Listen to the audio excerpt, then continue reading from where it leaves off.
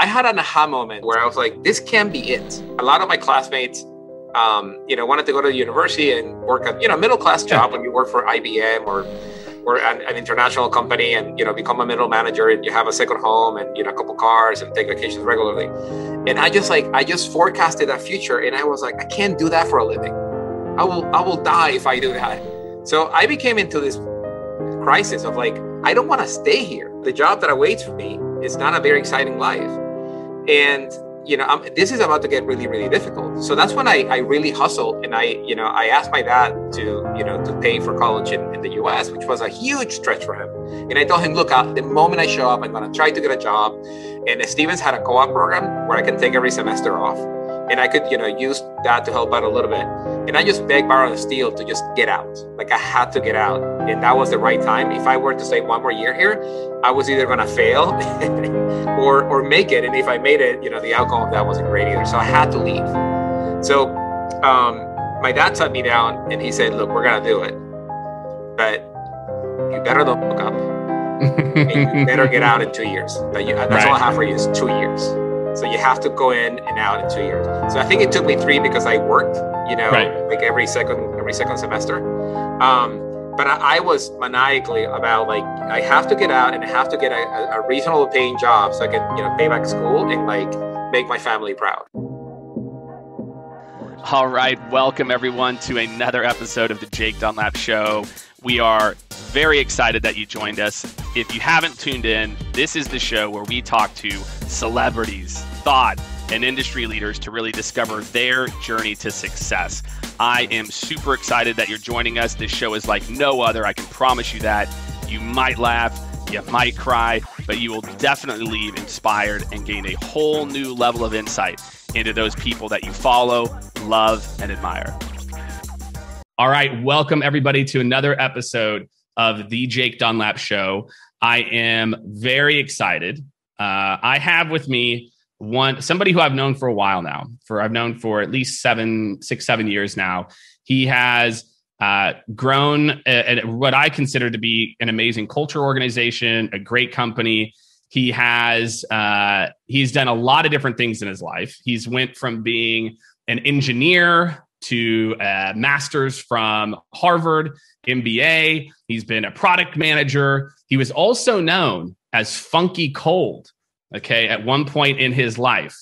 And if you don't know who I'm talking about Mr. Manny Medina, CEO of Outreach. Manny, it is a very great pleasure to have you. Thank you for having me, Jake. This is going to be fun. You didn't know I was going to pull that Funky Cold reference out. That you had to dig for that one. That one is did have to dig. It's not out there. I'm going to have you do it. I'm going to have you do a little tone loc later. So as all of you know, we start by going back. And what we find is that we learn the most from our own experiences and people's experiences. And I think today is going to certainly be no different. So Manny, I want to go back to, you were born in Ecuador. I was. Yeah. Correct? Yeah. I was. And you grew up, from what I understand, shrimp farm, stepmother's shrimp farm is what I had pulled out. Yeah. It was a big part of your summers and growing up. And so, what I want to do is maybe just understand, for you, like, let's say like your first formative years. So maybe like, pre high school, right? Your mother was Russian. You're living in Ecuador. Both your parents are engineers, right? So what were some of your formative years like? What was it like for a lot of us, who maybe had a different experience? What were those years like for you growing up in Ecuador with this, very high achieving household as well too? Yeah. So I grew up in Guayaquil. Guayaquil is not the capital of Ecuador, but it is the largest city. It's kind of like New York and DC. And Guayaquil is a port. And it's a port, which means that, all the big ships that come into Ecuador come into Guayaquil and everything gets shipped out or shipped in. So the city traffic is constantly, jam locked with, trucks bringing in goods or taking out goods. And it's loud. That's one thing I remember from growing up. It's just loud and it's hot all the time. And to even speak, you have to speak 2-3 decibels above everybody else to just be heard. So I grew up in this cacophony of a city. And during the summers, my dad has stretched very much economically. He worked 2 jobs. He worked at a designing a hydroelectric plant and building it in the mornings. In the nights, he would give classes at the university. So he worked, he worked very hard to send me to this German school that I went to. And during the summers, usually the people who go with me, my classmates, a lot of them will go to Germany because their parents had enough money to send them to Germany. My parents spent all their money just sending me to school. So my summers were about, going somewhere else to make myself busy and keep myself, useful. So they shipped me out to this beach town where my stepmom's sister had a shrimp farm. And the shrimp farms, I don't know if you've seen the shrimp farms, but there's these large pools that are about the size of football fields that are dug into the dirt, full of salt water with shrimp in it. You have to feed the shrimp and sort of, go around and then eventually you harvest the shrimp. And it's very hard work because it's really hot. So the sun is beating down on you. And you can only harvest shrimp at night when it's cool. So you have to wait until the end of the day for the temperature to cool down. And then you drain the water out and you have these baskets where you take the shrimp and you put them in trucks and it ships them out to the packing station where all the shrimps are kept. So that was my childhood. And I never had dreams or aspirations, live in Ecuador or anything else outside of what was in my immediate purview. So that I had an aha moment. I forget exactly if it was the second or last year of high school where I was like, this can be it. This can be what is to the world, right? Like a lot of my classmates, wanted to go to university and work a normal job in Ecuador, and then not a normal job, but like a middle class job when you work for IBM or an international company, and become a middle manager, and you have a second home and a couple cars and take vacations regularly. And I just forecasted that future, and I was like, I can't do that for a living. I will die if I do that.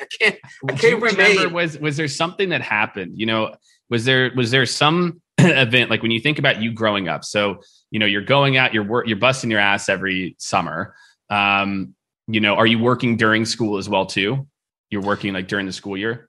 No, I wasn't working during the school year, but I was busting my ass during the summer. And all I remember was that I gotta get out of here. This is for the birds. Like, this is not like, I can't imagine growing up and like owning this. But let's say that I was massively successful and I get to own my own shrimp farm. I was like, that is not a life that I want to lead. Is that what it was? Did you feel like you were getting put on that path? Because you had parents who were engineers, right? I mean, they were successful. Your dad teaches at university. Did you feel like there was a point where people were saying that to you? You're getting put into that path? That's it. So you have a dichotomy in which you either work for the government or for some kind of large organization, or you own some kind of like, middle of the road business, like nothing big, nothing too scalable, but something small and cottage that sort of feeds, the country, or that's something relatively small. There was nothing big and aspirational to go for. And I just couldn't see myself in that future in which, like, I know either way I took, my outcome was capped. There's almost so much shrimp you can produce. There's almost only so many things that you can build within Ecuador. Like, Ecuador is such a small country. There's no private capital. And, a lot of your future depends on what family you're born into. And I was born into the wrong everything, right? Like, I was born into a socialist family. My grandfather was the head of very high up in the Communist Party. I spent all my worker days, I think it's May 1st. I don't know when the rest of the world celebrates it, but it's May 1st, this big parade. And then I go to college and, I learned how to protest every time gas prices go up or, bus fares go up or, taxes go something. So I got really good at burning tires. I got really good at protesting. I got really good at throwing, red paint at the American embassy. Like I got really good at those things, at protesting. But I didn't feel like I was getting good at building. You see what I mean? Like so I forget exactly where I was when this aha moment happened to me in that, I didn't see my outcome being very big.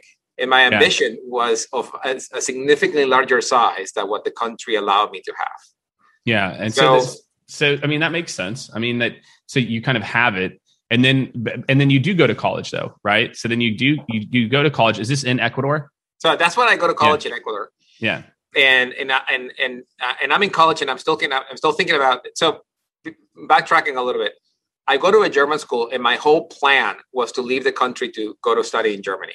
and I was going to get a scholarship to Eastern Germany because it was paid by, the Communist Party.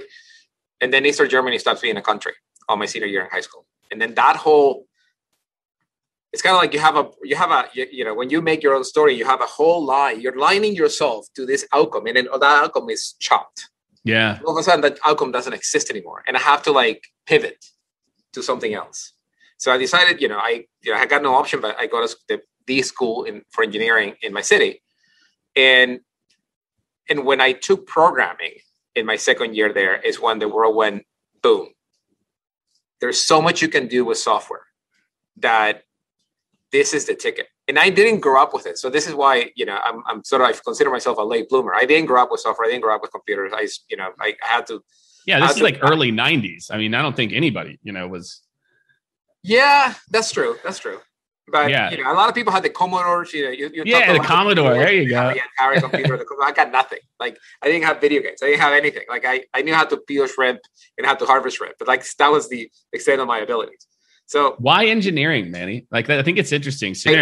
My parents didn't give me a path. So I said my dad got softer as he got older, and my siblings, got more of go do what fills your heart kind of messaging. I got the your mom is an engineer. Your dad is an engineer. You're gonna be an engineer. Right. So I sort of picked the most middle of the road thing that had the most optionality. That was computer engineering, because I didn't have to commit to anything if you're a computer engineering. So you take the core engineering classes while you figure stuff out. And then that's when, I took my first programming class and everything kind of shifted. And I realized that, not only, even though I wasn't very good at it, I saw the potential for it. And that's when I realized that you can any process in the world that you can imagine, you can write it in a straight up writing. And that just blew my mind.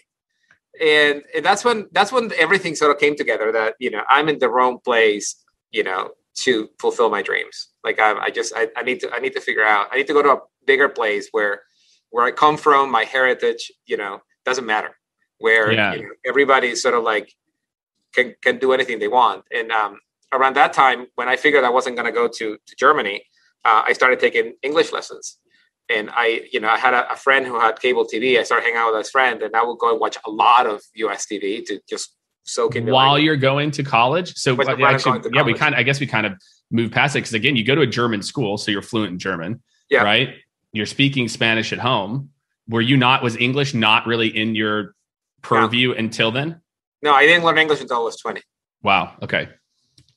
Mostly because I had to, because you learn numbers though. I love that first. At least you learn programming language for a little bit first. Right. And then you're okay, English which is probably actually for most kids out there, probably the right order of operations as we look forward in our society. Absolutely. This is great, man. So then, all right. So you decide, okay, I need to learn English. Right. And then, so tell me a little bit about that journey. So learning English was relatively difficult, because in Ecuador, nobody, it's just not a thing you do. But I just didn't see a future in which I didn't end up in the US somehow. And, even as again, my outcome of my career path was capped in Ecuador, because the best I could hope for was to support, to do deployments or be a support person for IBM, Microsoft, Oracle, or any of those, SAP. Yeah. And that was it. It's good living, get a house on the beach and a house at home, and, all the good things, but it's not, you didn't invent anything new. You didn't change the world in any material way. And do you remember visualizing anything, Manny? Do you remember, was there, because again, had you been to the United States at this point? When I was very little, but I no for that. Very little. So not really. And then again, in Germany, right? Again, you're in this German school. So that kind of, was there anything you kind of visualized? So if I asked you about then, what was your view? You're okay, I'm going to go to school. I'm going to live in America. What did that mean? Because we're talking mid 90s right about now, or early mid 90s. Yep. What did that mean for you? What did that mean for you in terms of that? What would that what was it? I mean, obviously I'm trying to think there's lots of shows, because I was kind of, in my early high school years at some of this time too, right? I don't know if Saved by the Bells yet or something like that, or So imagine every show had to be translated. So I got every show that you're watching, I got it 2 to 3 to 5 years after you saw it. Right. It's in syndication. in my time was Knight Rider. Yes. And as I was leaving, Baywatch became a thing. Right. So Knight Rider was something I locked on. I'm like, who built this car? Who can do these things? Only in America, you can go and like make a car that talks. Only David Hasselhoff. Exactly. Only David Hasselhoff. Like, how can I be him? I didn't want to be David Hasselhoff. I want to be the dude who made the car, so I can make 10 more cars and sell it to a lot of people. You know what I mean? Do you remember having that moment of like, wow, like this is what it'll be like Knight Rider in particular, like that kit, right? Yeah. Kits, yeah. Exactly. Like the fact that you can call your car from your watch and the car talks back. And I'm thinking like all this is possible. Like all this is, I'm seeing it. Somebody has conceptualized it, and all this is possible for me. And I'm just for me it was a little bit of both, right? It's the anxiety that I can't do it here, and that it's possible, and somebody else is going to do it. It's not going to be me. So like I had years of anxiety like that. I was like, how do I get to that outcome? I love it. So then you do get that chance, right? So then Stevens Institute of Technology in New Jersey.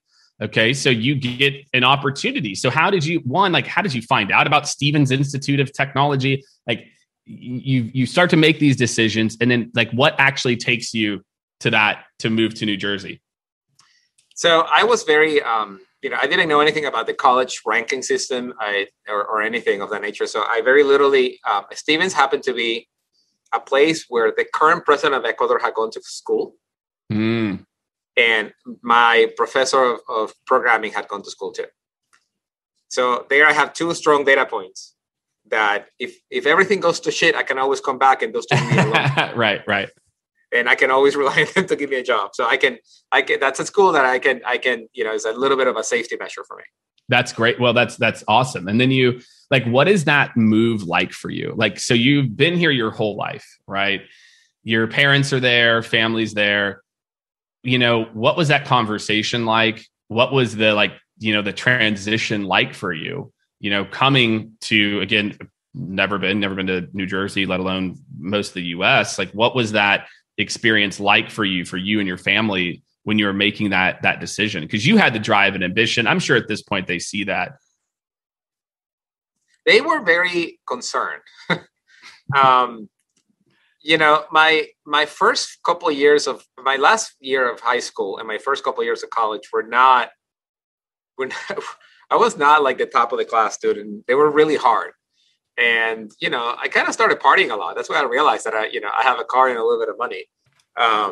And the drinking age in Ecuador is a lot lower than here. So I made good friends who were a lot of fun, and sure. I spent a lot of time hanging out. So they were extrapolating that. They were like, you're going to go to the US and just kind of like die partying, because the images that you have from the US are like, at this point it's Baywatch, right? You got a job running around the beach and partying. I love that. Or like Miami Vice. That was big then too. Oh, yes. And Miami Vice was nothing but a big party in the shootout. And they were thinking, you go to the US and you're going to wear, a blazer and be in parties and shootouts all the time. Like that's your destiny. Oh my gosh. I love it. So, well, let me ask you that actually before we get into Stevens then. So you talked about kind of in high school and then kind of partying.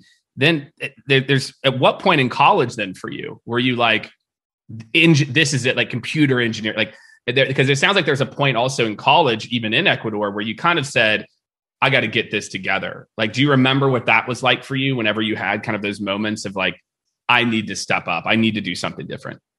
Yeah. So, it was when it was around the time that I took that. So my last year in college is when, programming was incredibly exciting, but it was also hard. And at that point, all the classes got harder around engineering. And this is usually the time. So in Ecuador, there is, in my time, it has changed since then, but there was only one or two core universities, and you either graduated or you failed, and the graduation rate was very small. And it was a combination of both, like because the poverty rate is so high, the people who even got scholarships didn't have the support system to maintain themselves, and they dropped out very quickly. So the classes were incredibly hard. The funnel was getting narrower, and you either got serious about it and you killed it, or you got kicked out. So I was becoming into that chute, if you would, very fast. But usually what pulls you through is a vision of a job at the end of that is, very good, right? And very high paying. And I just didn't have that vision. So I became into this crisis of like, I don't want to stay here because the job that awaits me is not a very exciting life. And, this is about to get really, really difficult. So that's when I really hustled. And I asked my dad to pay for college in the US, which was a huge stretch for him. And I told him, look, the moment I show up, I'm going to try to get a job. And Stevens had a co-op program where I can take every semester off. And I could, use that to help out a little bit. And I just begged, borrowed, and steal to just get out. Like I had to get out. And that was the right time. If I were to stay one more year here, I was either going to fail or make it. And if I made it, the outcome of that wasn't great either. So I had to leave. So my dad sat me down and he said, look, we're going to do it, but you better don't fuck up. And you better get out in 2 years. That's right. All I have for you is 2 years. So you have to go in and out in 2 years. So I think it took me 3 because I worked, right. Like every second semester. But I was maniacally about like, I have to get out and I have to get a reasonable paying job so I can, pay back school and like make my family proud. So I was trying the very, narrow path of just like shooting through university. And this is why like, it was really interesting and not to jump forward, but it's really interesting because I feel like if I had more time to meander, I would have gotten a job. But some of the, between 99 and 2002 is when the internet really started blowing up, man. Blowing up. And like, I am super concerned about making my family proud that I passed on opportunities that could have been meaningful to me. Like I remember coming out of, later grad school, I read a paper by one Larry Page and Sergey Brin about, the value of backlinking. And I was like, this is crazy. But, and there's nothing I can do about it. Like this is a new company that is just starting with its 2 PhD students that, have written this interesting paper that could change the way search works. But, I don't have like if I go tell that to my parents, they will kill me.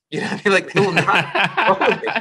So like I have to take regular jobs that I can explain back to this. I took a job in banking. I took all this like, make your father proud kind of job. Yeah. Instead of like going for it. Now, that it's hard to decompose your life from those moments because if I would have been an engineer at Google, I wouldn't be here talking to you, right? That's right. I would be rich, but for different reasons. But I had to take all those hard knocks to navigate sort of like, what got me here through all those jobs. Yeah. And then you get an opportunity to go to Penn, right? Which then that kind of has got to be at kind of next level. So instead of going and working full time, you go get your MS in computer science at Correct. Penn. Correct. And then when I do that, that's when my eyes were blown open. Because like right now, Penn was paid for my job at Bell Atlantic, who later became Verizon Communications. And that's when I had time to explore. That's when I had time to mingle with, the people at the Wharton School who were doing business. That's when I realized that the world is huge. and it's all here. And anybody can be anybody. And that's when I realized that, first of all, let's start from the very end. That's when I realized my English was insufficient. So I actually had to step back and I read the Wall Street Journal every day and I marked 5 words that I didn't know from the paper and I will force myself to use it. So I filled that like a notebook like this, full of English words. Right. That would make me more conversant, that would make me better on email, that would make me more professional in communication. Then I read this book called Elements of Style by William Strunk. Okay. Which is the seminal book on writing English. And I just memorized the whole thing, like front to cover, back to front, just so that I could sound professional, right? Like as it is, like, with an accent of somebody that sounds like a day laborer, I'm not going to go anywhere in this country. Like I need to like enrich my vocabulary and get my writing skills up to a level where I sounded professional. So I actually took time to do that so that I can move forward. And then I just started hanging out with people with more ambition than me, people who could think bigger than me. And that sort of created this pool of like, oh my God, there's this possibility, and there's that possibility, and there's that possibility. And that's really what drove me. I just glom into like, that's when I felt like, I really ate like everything America had to offer. Like every day, wholesale. Penn was that seminal moment for me. And what happened? So tell me about the Civic House. You founded a group called the Civic House. So I needed to be part of founding something, and even back then, you're like, I still need something that's going to be my thing. Exactly. No, so like there was this small group that it was advertised, like they needed some techie to like help out with a website, and I was pretty good at Perl. Then I got some free time because my master was winding down, and I'm like, I need to be part of something that is not middle of the road. Like, how am I ever going to be an entrepreneur if I don't try new stuff? So like that was my way of associating with somebody else that is founding something. Now this was a sort of like a nonprofit within a school that was doing a lot of community outreach and stuff. And again, that helped me get out of my bubble. Like I needed to get out of my technical bubble of like, a comfy paying job and work with somebody that is starting something from scratch. And that, I always being attracted to that, but I never had the sort of the impetus to go and do it. Okay. So this is a chance for you to go be a part of this. And then, so what I can see, or at least learn, is basically, so then you leave Penn, you do some other jobs, and then you go to Harvard. Is that the career? What did you do in between Penn and Harvard? So my son came to my life very early on. I had my first son at the age of 21, and I felt like I needed to settle down a little bit, but at the same time, I wasn't settled in my ambitions. So I decided to take a job where I could buy a house, and sort of took a normal paying job while I figure out my next move. So I went to Citigroup, and I mean, to be frank, I mean, this is so dumb nowadays, but I took the offer because they will offer me a lower mortgage rate than if I were to get it commercially. So they were like 2 points lower. So right. I took the job so that I could have a lower rate on my house that I was buying. It was my first house in the US. That was a big deal. I'm sure, man. I'm an immigrant. Like my dad is very proud of me. I was going to say, your dad is just like, we cannot stop talking about. Exactly. Manny. It's like my son in the US bought a house. Like that's a big, like, that's the only reason I did it. Dad proud, and couple that with an interest rate. So then you take this job at Citigroup, and again, I have to imagine, again, like another path forward, right? Even though it's maybe a little different than what you're doing. And then you get an opportunity to go get a Harvard MBA. And so tell me about, like, what was that thought process like? Look, you've been through a lot of school, and then you go get an MS at Penn, right? Which is no small feat, right? Master MCS at Penn. And then you're like, oh, you know what?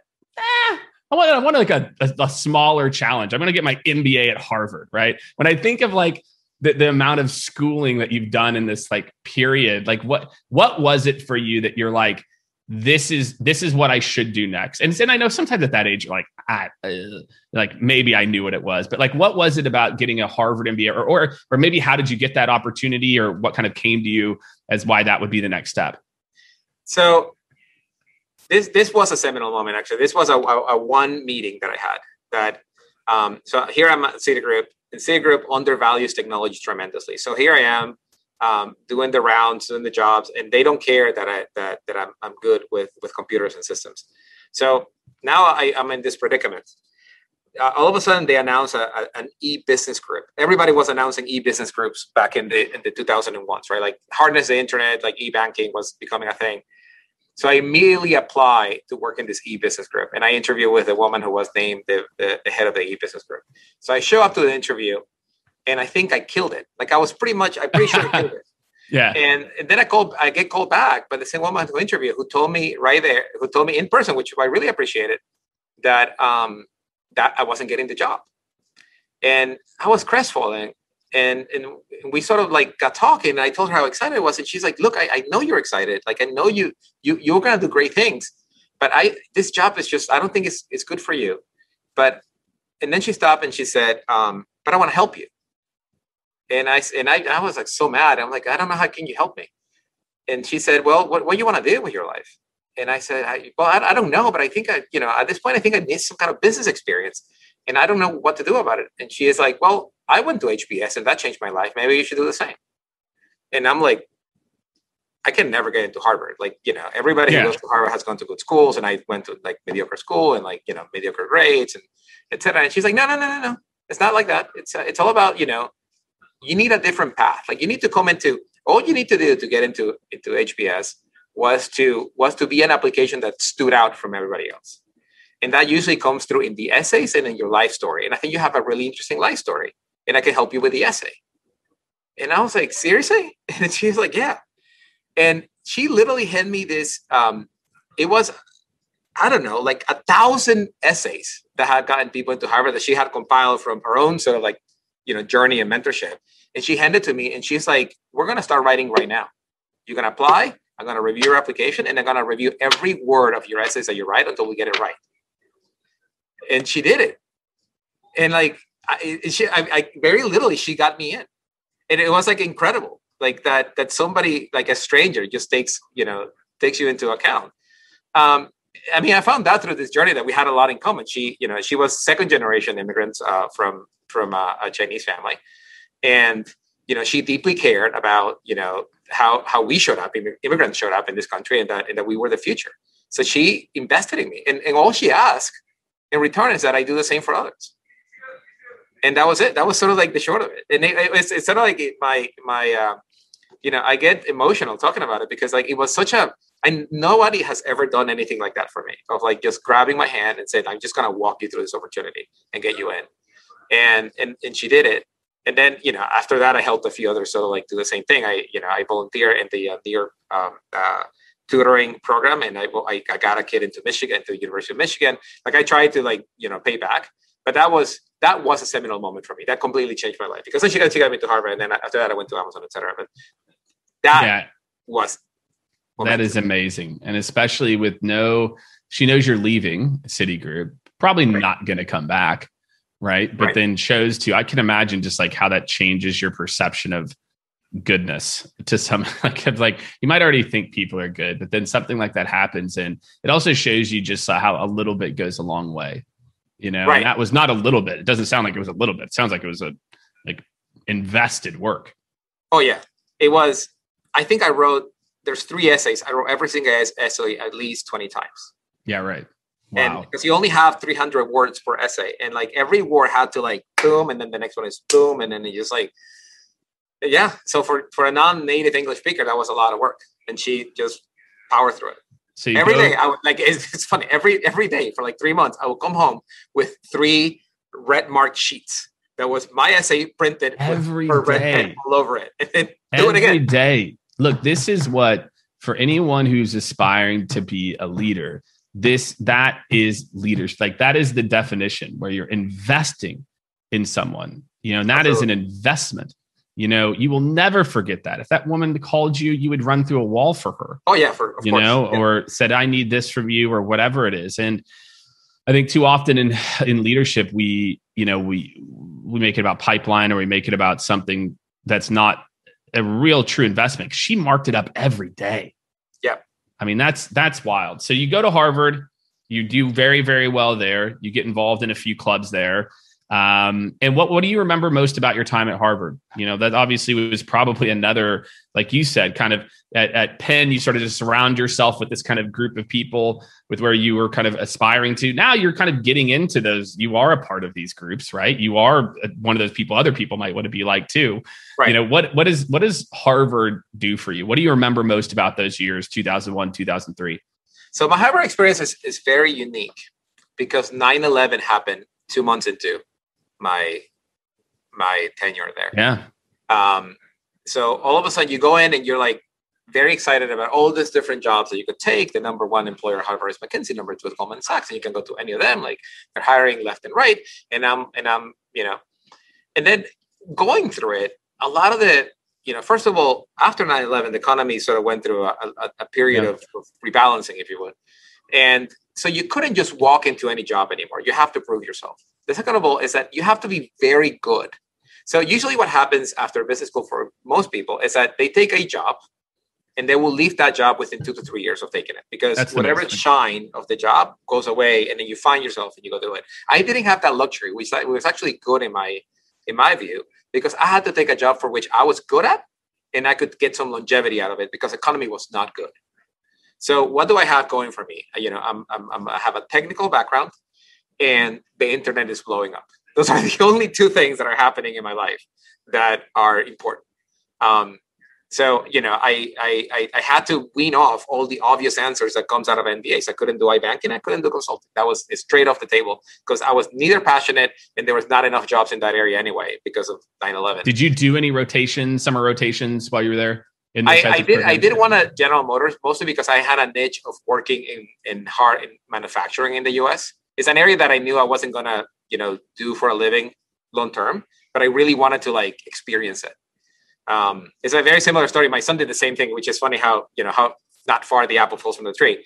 And when my son gets an internship for his college years, and he said, "Dad, I got 2 offers. I got one from Oracle and one from a packing plant in the middle, in the last remote island, the Aleutian Island range in Alaska. Oh, wow. And I'll be working at a fish processing plant there, or I can work at Oracle. Which one should I take?" And I'm like, "Work at Oracle. That's the rest of me." And he's like, "Dad, I will never work in the Aleutian Islands in my life. So I either do it now and experience it now, or I will never do it."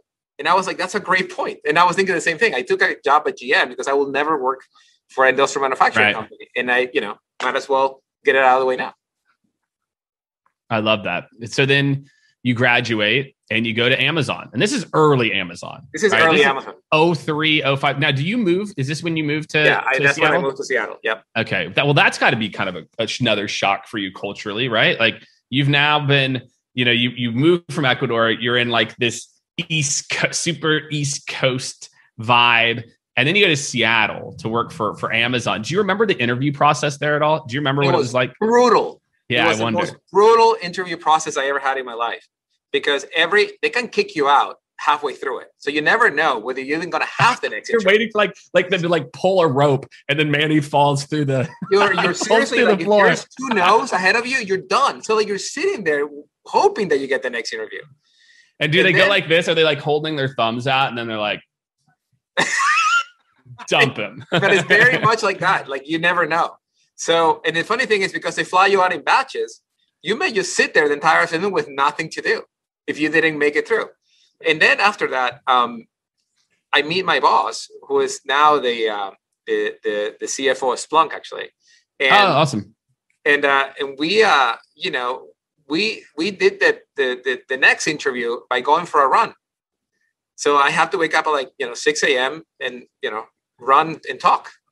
So that was awesome and weird at the same time. Oh gosh, it's just like that just, I mean, it doesn't surprise. It feels like a very like Seattle at that time kind of like thing to do. So you're able to keep up running and you get the job. And I get the job. So now I take the job. I come to Seattle. Amazon pay very little. That is still the case. If they pay very little, they give you a lot in stock. The stock at Amazon was about $60 a share, up from low 30s. I didn't, it wasn't clear. So this is what very few people remember. Back then, in 2003, Amazon, the whole flywheel of Amazon was not working. They didn't have the most selection. eBay They didn't have the lowest pricing. Walmart did. And they would, in some categories, they were behind. Like, if you wanted to buy a piece of electronics, you always go to J&R Electronics in New York because they had everything. Right. You know what I mean? You don't go to Amazon. Yeah, you're going to Best Buy, right? Like that's exactly. That's you go to Best Buy. Like, so nothing was working, and they were not stopping making bets. So they would open new stores almost every other month. They open apparel. They would open, kitchen, and then at the same time they started, their Netflix competitor, and they started Amazon Prime. And I was there when they started AWS, and all that happened at the same time. This is the part, like, they're not fulfilling their vision that is in front of them, and they're starting with all these new visions all at the same time. That's crazy. I could always consider Amazon my real MBA because of that. That is insane, dude. That is, and what product? Because I know you're a product manager. What product were you working on?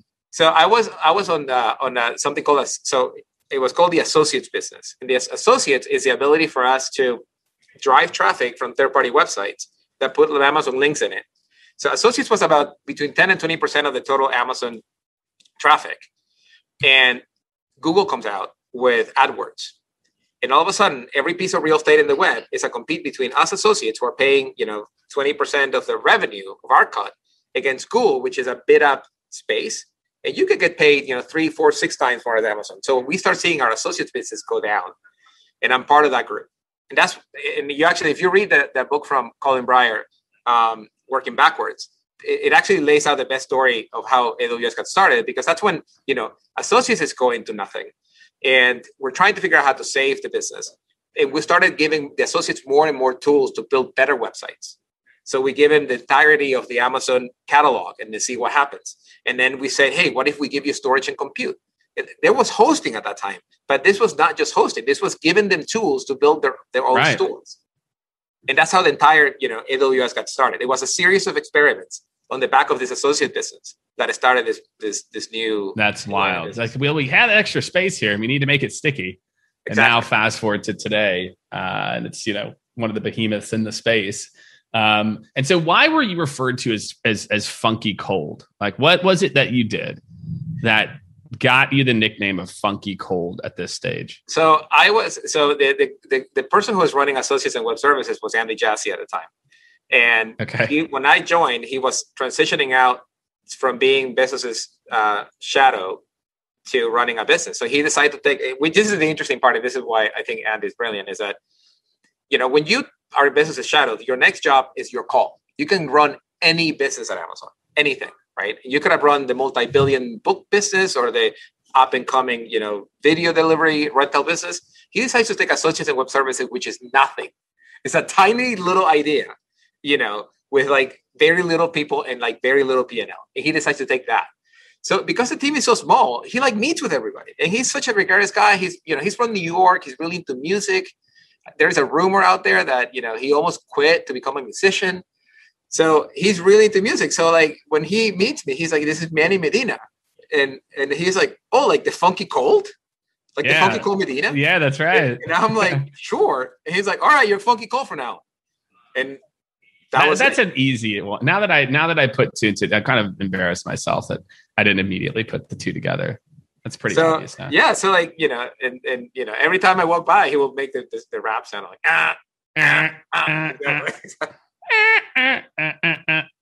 yeah, no, I gotcha.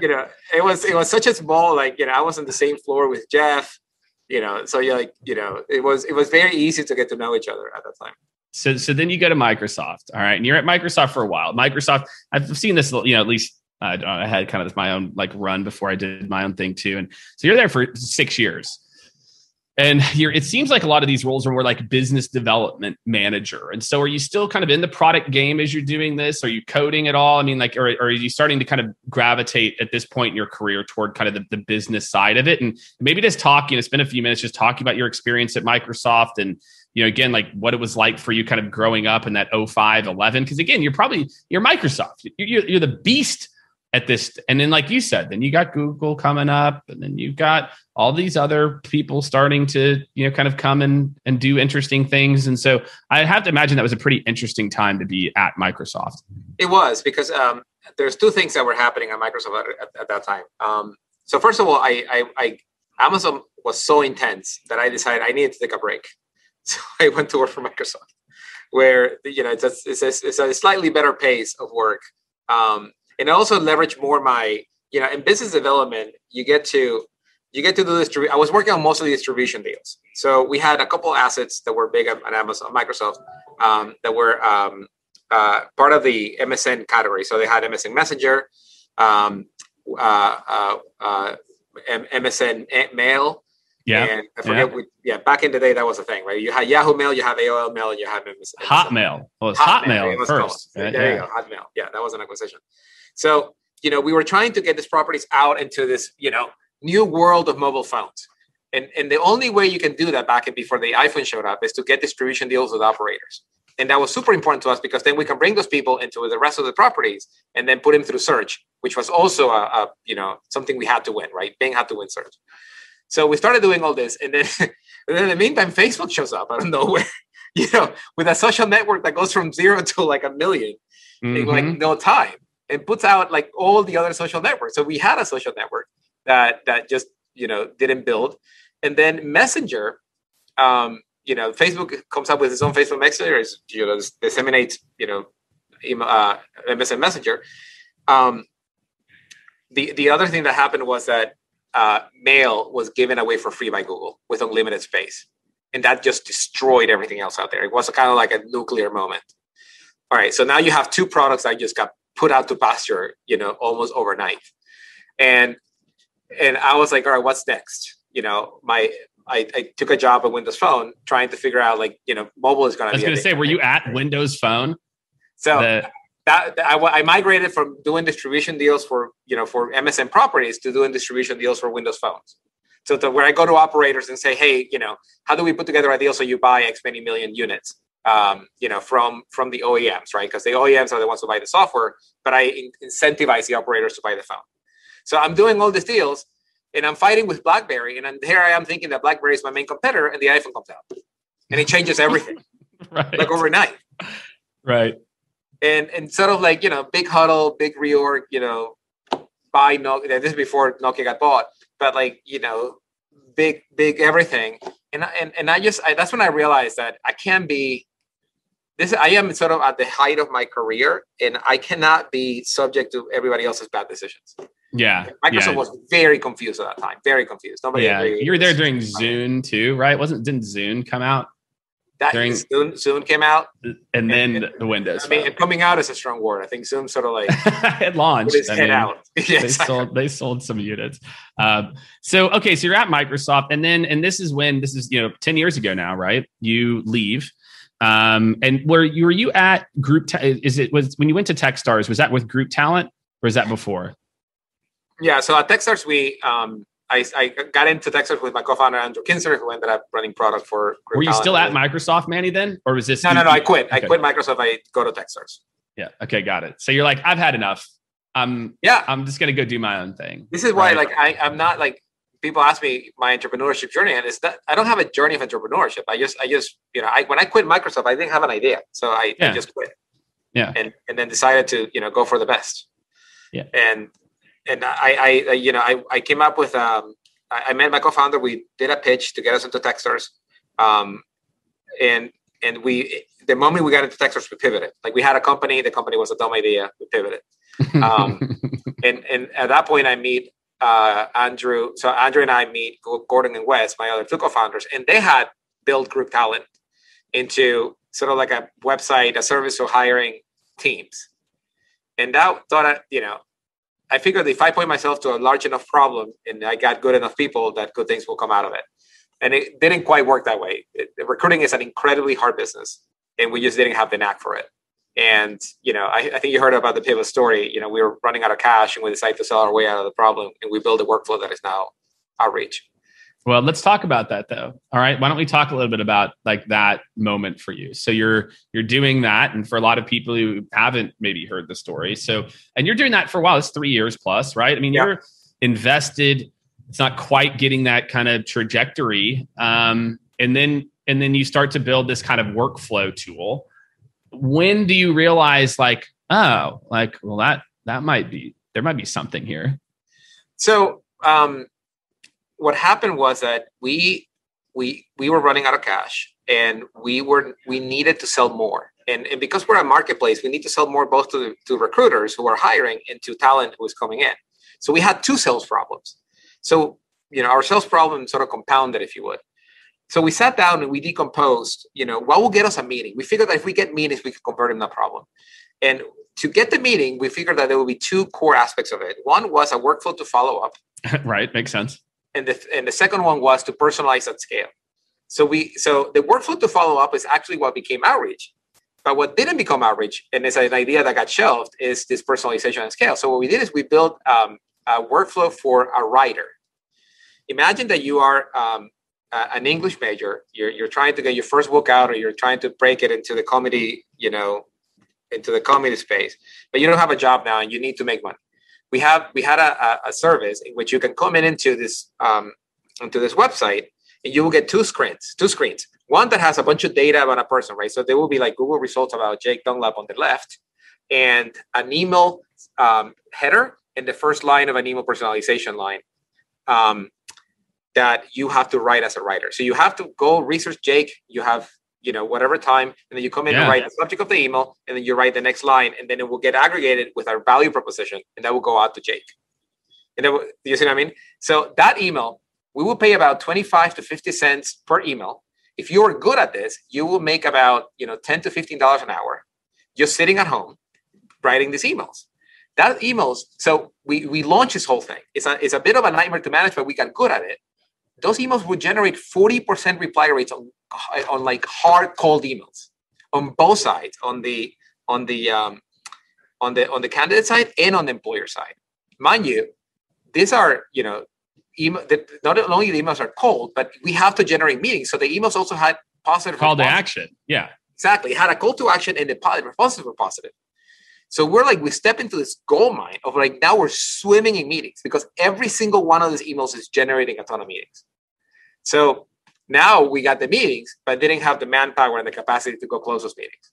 And that's when I sort of tried to do the first quick pivot, which is, all right, let me go sell meetings. So I tried to position ourselves as a meeting generator for recruiters. So I went out to all the agency recruiters who have these massive contracts, and I tried to sell the meetings. And I'm like, they get paid by placement, right? So they're gonna pay me for this. And they found it too weird. I talked to all the cats out there that and none of them will buy. So then I go to sell the meetings to recruiters at large companies that are growing fast, like AppDynamics and Cloudera. Those were my first two customers. And they were like, it's too weird. I'll buy the engine, but I will not buy the service. Right. If you give me the engine, I'll run my own meeting. They should have bought the service, Manny. If I'm I'm getting ready to recreate this service right now. I'm buying the remnants of whatever exists. It's kind of funny because I pitch this idea so many times and nobody has taken me up on it. It still works. You can still create a very light workflow for massive personalization.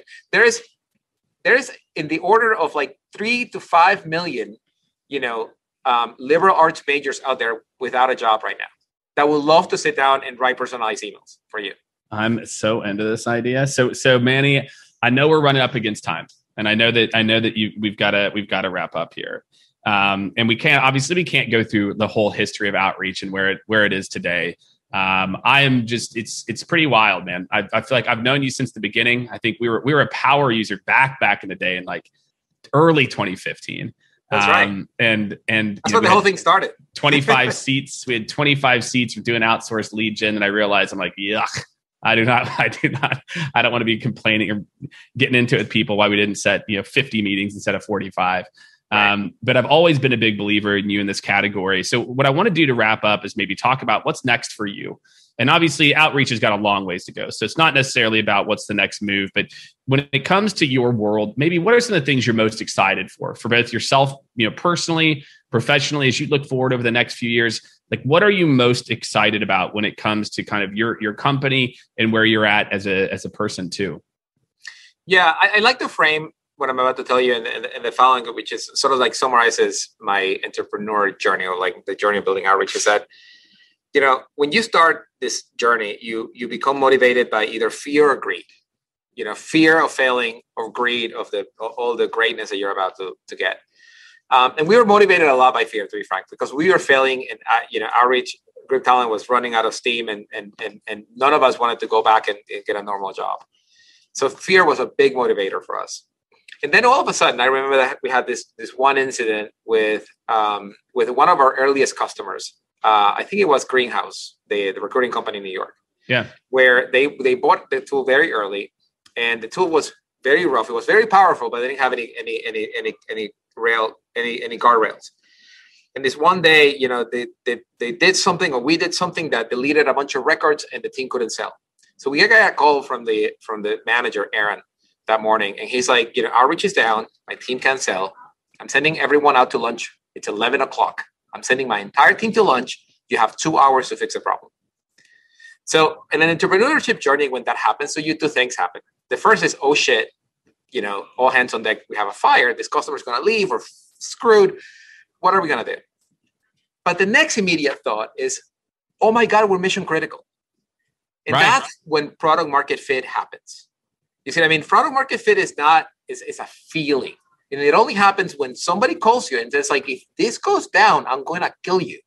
And that's when it happened to us. It's we went down and somebody can do something very critical to the organization. And that's when our shift happened from being motivated by fear to being motivated by duty. Now we're motivated by the duty of having to deliver sales to people. You see what I mean? We don't have, you become the category leader once you establish yourself, but once you become the leader, you have the expectation to deliver the category as a whole to everyone out there. Everybody expects from you of what's your next act. They already forgot about your last act. You already forgot about sequences. People assume that you can buy that stuff from other people. They already forgot about triggers. Yep. They already forgot about calendar. They already forgot about everything. So they expect the next thing. You see what I mean? So that's what really pulls me. Like, entrepreneurship is great when you have something pulling you, because you have to push it. It's too hard. So what really pulls me is this vision of delivering an entire customer engagement platform.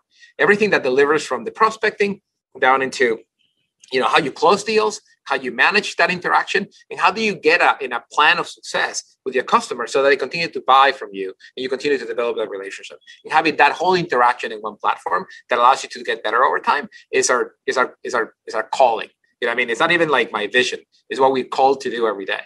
And that makes me run out of bed and come to the office. And we have similar passions serving similar groups. So I can definitely appreciate that. And I think for everyone listening, I was taking some notes here too. There's just a lot of really interesting kind of insights here. It's that concept of, you're constantly iterating and you might not exactly know. I'm sure even whenever you started it, you're not like, oh, and there's going to be a day where we have this thing called Kaya. And Kaya, like, it probably wasn't, but the key is, to your point, it's that if you're constantly staying ahead, and I'm sure maybe, your time at Microsoft, right, kind of taught you the importance of not being third to market or fifth or sixth to market, but instead, where's the ball going? Where's the puck moving? And I think in so many of ours, the safe decision at times appears to be to do what the other people, as opposed to where's the ball moving. And that is actually the safer decision from time to time. And I think if I look at your kind of your career and your life, you've consistently done that. You said, I want to be, I know this is where I want to be. And then you've had kind of that right people at the right time, but when opportunity came, you took it. And I think that's it. You didn't hold on to group talent so much and then you carried it to the grave, and I think, well, that's what happens with a lot of entrepreneurs, especially first time. That was like kind of like your first baby. And I think a lot of times when it's someone's first baby, they